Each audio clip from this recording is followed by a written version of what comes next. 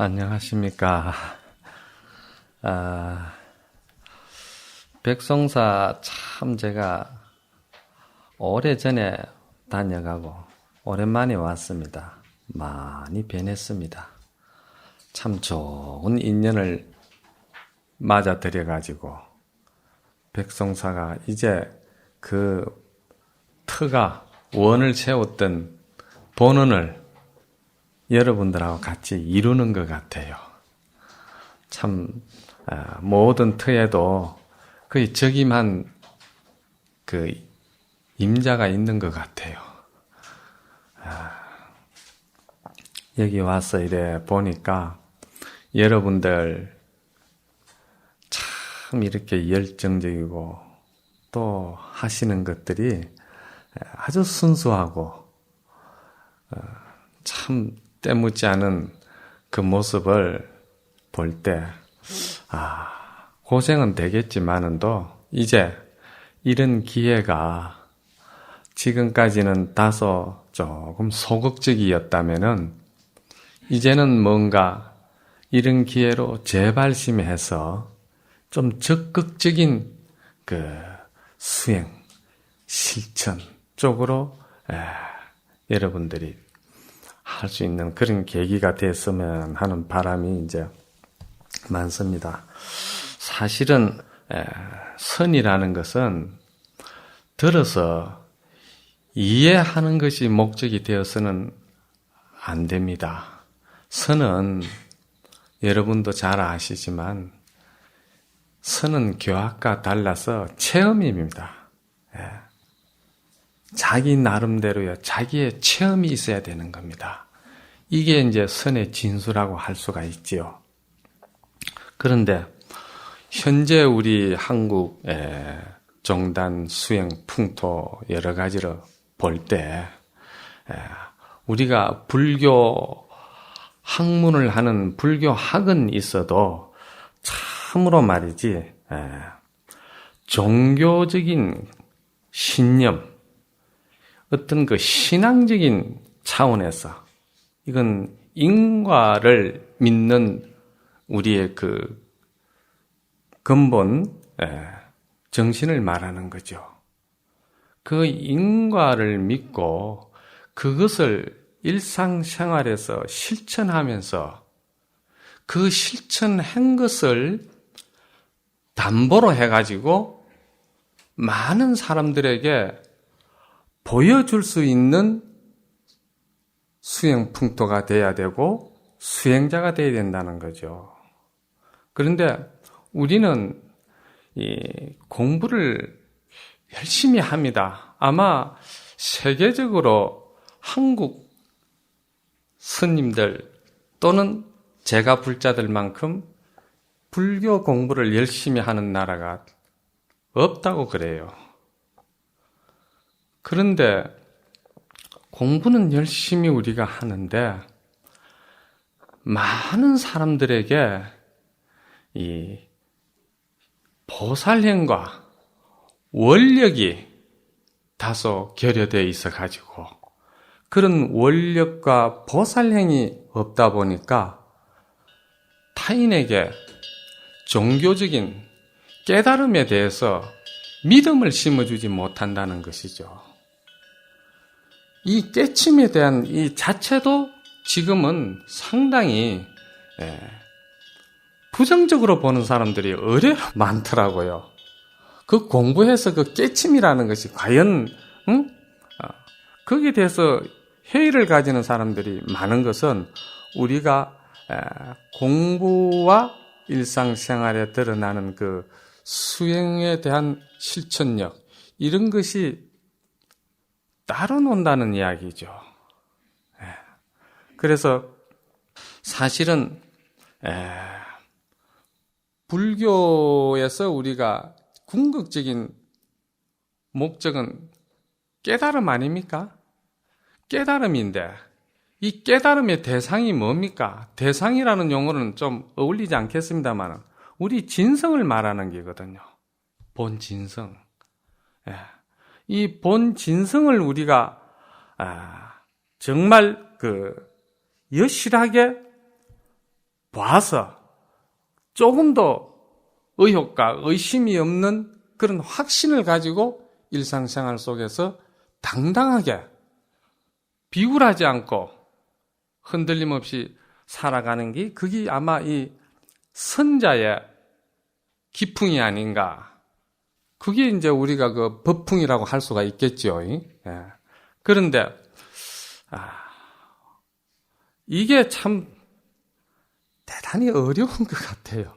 예? 좀 어렵지요. 더군다나 제가 그 선방에 쭉 지내 대중에서 살 때는 아마 저희들은 거의 교학을 보지를 못했습니다. 저도 출가해서 삼위계 받고서는 바로 선방으로 들어가 가지고 대중에서 이렇게 살아왔기 때문에 교학을 접할 시간이 별로 없었고, 그때 당시에는 선방에서나 이 수자가 어록이나 교학을 들고 있으면은 천시역이 있어요. 그 아르마리만 발달시키고 교적으로만 궁리한다, 이렇게 했습니다. 그리고 선지식을 모시고 사는 해상에서도 어른스님들께서 법상에서나 또는 개인적으로 한 이런 방구라도 그 교학에 대해서는 말씀하지 아니하시고 항상 참고하게끔 만들었어요. 아마 그거는 부처님 당시에도 초기 경전에도 보면 부처님께서 비구들아, 항상 고요한 곳에서 생이 뭐고 사가 뭔지에 대해서 사유해라. 문제를 던져줬고 그 문제는 스스로 해결하게끔 만들었지, 부처님이 이렇게 저렇게 뭘 풀어서 이야기한 적은 별로 없다고 저도 생각하거든요. 그래서 저도 교학을 많이 접하지 못했는데 이제 세월이 좀 많이 흐르고 저도 나이가 좀 들다 보니까 이 어록과 교학은 기본적으로 갖춰야 될 것은 갖춰야 되는구나, 이 생각을 많이 합니다. 그런 가운데 지금 이 백송사 선원장 스님은 벌써 자기 생각의 주장이 뚜렷하시더라고요. 저 도방 가운데서 제가 참 존경하는데 어떤 면에서 그러냐, 교학에 대해서 선자가 쉽게 입을 열 수가 없는데 이분은 선교를 겸해야 된다고 주장을 공공연히 했어요. 그걸 저는 들으면서 굉장히 공감을 느꼈죠. 한국 수자계에 저런 인물이 있다는 것은 한국 선불교가 가능성이 있다. 저는 굉장히 공감을 하거든요. 그런데 저는 이제 공유사찰하고 인연이 별로 없어가지고, 그런 아마 또 과거생에 복을 못 짓던 것 같아요. 그래가지고 저는 요즘 이제 제가자들을 위해서 선교를 겸한 이제 선불교를 좀 나름대로 이야기를 하고, 또 스님들께서 초청해 주시면 와서 이제 별로 특별하게 선지도 없으면서, 사실 이제 부끄러운 짓인데 이렇게 초청해 주시는 것도 오고 그럽니다. 사실은 선과 교라는 것은 어떻게 보면은 새의 날개와 같습니다. 양 날개와 같다는 이야기죠. 그래서 교학은 비유를 하자면은 뭐라고 해야 될까요? 우리가 일상상 먹는 음식, 밥을 말이지, 영양가와 밥맛에 대해서 대단히 믿음을 가지고 식욕을 돋굴 수 있게끔 그 믿음을 열어주는 것이죠, 교학은. 그러면 선은 결국은 그 밥을 먹는 일이나 마찬가지입니다. 먹는 거죠, 이제. 그래서 이 선과 교는 어떻게 보면은 서로 대립되어야 할 문제가 아닙니다. 우리가 진성을 보기 위한 목적을 위해서 서로 병행되어야 할 성교라고 저는 요즘 와서 많이 생각하거든요. 그런데 이제 사교입선이라는 이야기를 많이들 하지 않습니까? 그런데 그 사교입선이라는 것이 그 버릴 사자 그게 좀 문제가 되는 것 같아요. 교학을 버리고 선에 들어간다. 이렇게들 이제 보통 이야기를 하시는데 저는 나름대로 그걸 곰곰이 생각을 해보니까 교를 버리고 선을 들어간다는 것은 본래 그 선의 선리에도 맞지 않습니다. 선은 무엇을 버리고 하나를 취한다는 것은 그거는 선자의 기본이 안 돼가 있는 거죠. 이 뭔가를 하나를 버리고 취한다는 것은 항상 지금 이 순간은 못 쓸 순간이 되어버리고 마는 것이죠. 뭔가를 취해야만이 허덕임에 쫓기기 때문에 지금 현실 이 자리가 모든 것이 못 쓰는 상황으로 인식이 되어버리는 거죠. 고요한 것을 취하기 위해서 현재를 버린다 하면 그 고요한 것을 취한다 하더라도 결국은 그 고요한 것은 또 버려야 될 대상이 된다는 것이죠. 그래서 교를 버리고 선에 들어간다는 이 생각 자체가 조금 문제가 있지 않느냐. 이 버릴 사자를 이왕이면은 글쎄요, 제가 저 나름대로 생각을 했는데 좀 교를 담담하게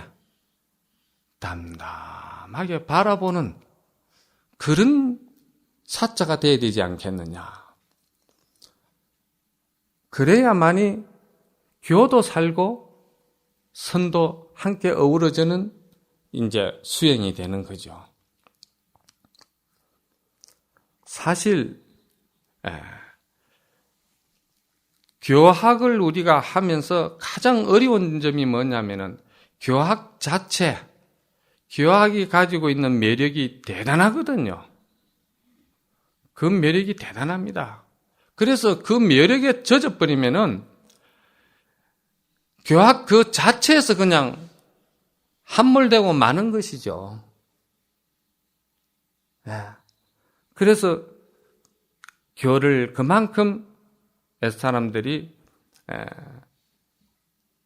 경책을 했던 것 같아요. 그 교를 우리가 보되 그 교에 함몰되지 아니하고 교가 빠질 수 있는 그 관념성, 실천이 따르지 아니하는 관념성, 그거를 극복해야 되는 것이고, 선은 이론이 바탕이 되어 있지 않은 한계성을 교가 도와주는 것이죠. 그래서 선과 교가 이렇게 병행되어서 우리가 수행에 올곧게 갈 수 있는 이런 수행 풍토가 앞으로는 필요하지 않느냐. 그런 의미에서 볼 때 이 백송사 선해가 선운장 스님의 원력도 아마 그런 것 같아요. 그런 어떤 공감이 저하고는 상당히 맞는 것 같아요. 그렇다고 저도 뭐 학문에 밝다든지 교학에 밝다든지 전혀 그런 건 아니거든요. 아닌데 저 나름대로 몇십 년 수행을 해본 결과 이제 그런 것도 우리가 좀 살펴야 되지 않느냐. 그래서 아마 이 백송사 선에는 앞으로도 계속돼야 될 것이고 또 이 백송사 선원장 스님의 원력은 이 시대에 아마 큰 하나의 사상적으로 핵을 끊는 대단한 말이지 수행의 하나의 또 풍토를 조성해 갈 것이다. 저는 이렇게 생각합니다.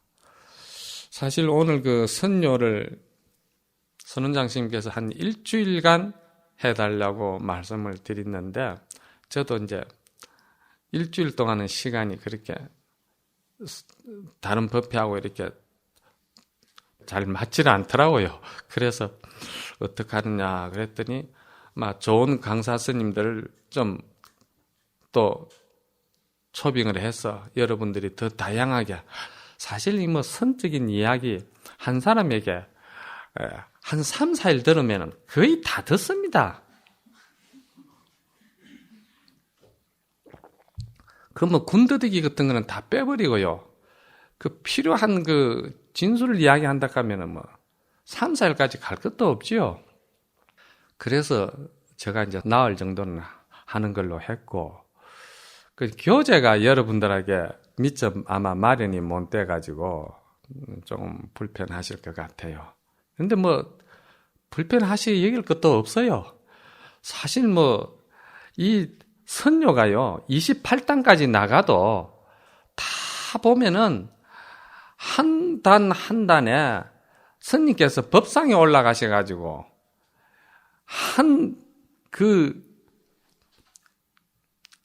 소위 말해서 우리가 무위의 진성 자리를 이런 측면에서 말씀하시고 저런 측면에서 말씀하시고 계속 그렇게 하신 것이 28단까지 나간 것이기 때문에 물론 시간이 되면 종강은 좋겠습니다만은 이번에는 제가 나름대로 필요한 것들만 이렇게 뽑아서 강의하는 걸로 하고, 가급적이면 저는 이 필담이 빠르지를 못합니다. 그래서 필담 천천히 하는 시간 잡아먹지 말고 저 생각을 이제 말씀드리는 걸로 이렇게 해서 나흘 동안 같이 한번 하도록 해보겠습니다. 예. 이 선녀는 여러분들께서도 다 강원 졸업을 하시고 그랬죠. 강원에서도 우리가 그런 말을 하지 않습니까? 치문은 배운다, 사집은 읽는다, 경을 본다, 이렇게 이야기하지 않습니까? 그렇죠? 그러니까 치문은 사실은 대중생활 속에서 섭의를 배운다는 것이죠. 섭의라는 것은 밖으로서 우리가 갖춰야 될 행동적인 여러 가지 법도를 이야기도 할 수 있고, 내면적으로 불교에 대한 공동체의 화합 정신에 대해서도 또 내면적인 섭의도 있겠죠. 그런 거를 이제 이야기를 하였고, 사집은 많이 읽는 것으로서 이제 주장을 했답니다. 그래서 많이 읽어서 거기에서 문리가 나고 이렇게 이제 바라는 바가 있겠죠. 특히나 이제 사집에서 특히나 선녀라든지 육조단경이라든지 또 이 서장이라든지 이런 것은 선 세계에 있어 가지고 기본 골격이라고 생각 저는 합니다. 기본 골격이다. 예. 사상적으로나 철학적으로나 교학적으로나 모든 것이 기본 골격을 이루는 것이 사집이다. 경은 그 골격에다가 살을 붙이고 무늬를 붙이는 화려함이죠. 저 나름대로는 이제 그렇게 생각을 하고, 그래서 다 모두 여기 사집을 다 보셨을 것이고, 그때 이제 추억을 생각하시면서 이제 한번 보시는데, 이 선녀가 이제 이렇게 이루어지게 된 그 시대에 고봉스님의 행장에 대해서 간략하게 제가 오늘 첫 시간에 좀 정리를 한번 해보겠습니다.